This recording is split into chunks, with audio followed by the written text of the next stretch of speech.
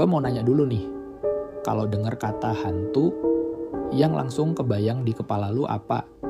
Kuntilanak atau pocong? Aneh nggak sih? Kenapa sosok ini identik banget sama Indonesia? Dan yang lebih aneh lagi, kenapa selalu digambarkan lompat-lompat? Hari ini kita nggak mau nakut-nakutin. Kita cuma ngobrol santai.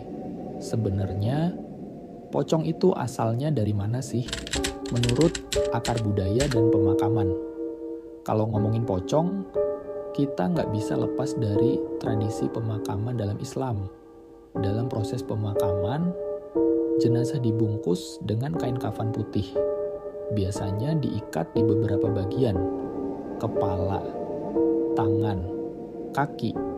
Ikatan itu tujuannya supaya kain kafan tetap rapi sebelum dikuburkan. Dan dalam tradisi, sebelum jenazah dimasukkan ke liang lahat, ikatan-ikatan itu biasanya dilepas. Itu bagian dari tata cara pemakaman. Nah, dari sinilah cerita mulai berkembang. Menurut cerita yang berkembang, dalam beberapa cerita rakyat, ada keyakinan bahwa kalau ikatan kafan tidak dilepas, maka arwahnya bisa terikat. Sekali lagi, ini cerita yang berkembang, bukan kita mengiyakan, bukan juga menyangkal, cuma menyampaikan bagaimana kisah itu beredar. Dan dari imajinasi masyarakat, lahirlah gambaran sosok yang masih terbungkus kain putih, terikat, nggak bisa berjalan normal. Kenapa digambarkan lompat-lompat? Nah, ini yang menarik. Kalau kita pakai logika sederhana, kalau kaki seseorang terikat, dia nggak mungkin jalan biasa, kan? Pilihan geraknya cuma satu, melompat. Dan dari situ, cerita pocong selalu digambarkan lompat-lompat. Bukan karena ada aturan tertulis. Bukan karena ada kitab khusus yang menjelaskan.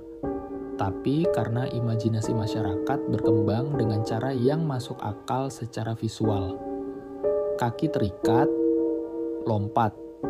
Sederhana. Dari tradisi ke urban legend. Yang bikin menarik, awalnya ini cuma bagian dari tradisi pemakaman. Tapi lama-lama masuk ke cerita malam hari, masuk ke cerita anak-anak, masuk ke film, masuk ke acara TV, dan akhirnya jadi urban legend. Generasi yang bahkan belum pernah melihat langsung ngeproses pemakaman pun tetap tahu sosok pocong. Artinya, cerita ini sudah hidup sendiri, terlepas dari akar budayanya. Sekarang pertanyaannya, apakah pocong itu benar-benar ada? Atau hanya simbol dari sesuatu? Ada yang menganggap itu bagian dari mitos. Ada yang merasa pernah melihat. Ada yang menganggap itu hanya efek sugesti. Di sini, kita nggak memihak ya, karena tujuan kita bukan menentukan benar atau salah, tapi memahami dari mana cerita itu muncul. Kenapa sosok ini bertahan? Coba pikir, kenapa pocong tetap jadi ikon hantu di pikiran kita sampai sekarang? Padahal zaman sudah berubah, internet ada, teknologi makin canggih. Tapi nama pocong tetap bertahan. Mungkin karena bentuknya sederhana, mungkin karena dekat dengan budaya kita, mungkin karena ia lahir dari tradisi yang nyata. Dan ketika sesuatu lahir dari budaya, ceritanya biasanya lebih kuat. Jadi sekarang kita balik lagi ke pertanyaan awal, sebenarnya pocong itu asalnya dari mana? Dari tradisi pemakaman, dari cerita yang berkembang, dari imajinasi masyarakat. Dan kenapa digambarkan lompat-lompat?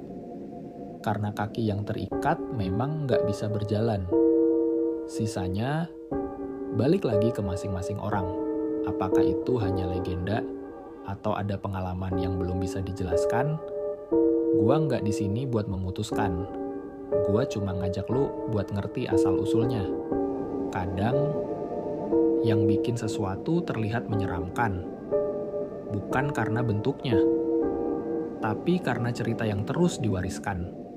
Dan pocong adalah salah satu cerita yang tumbuh dari budaya itu sendiri. Menurut lo gimana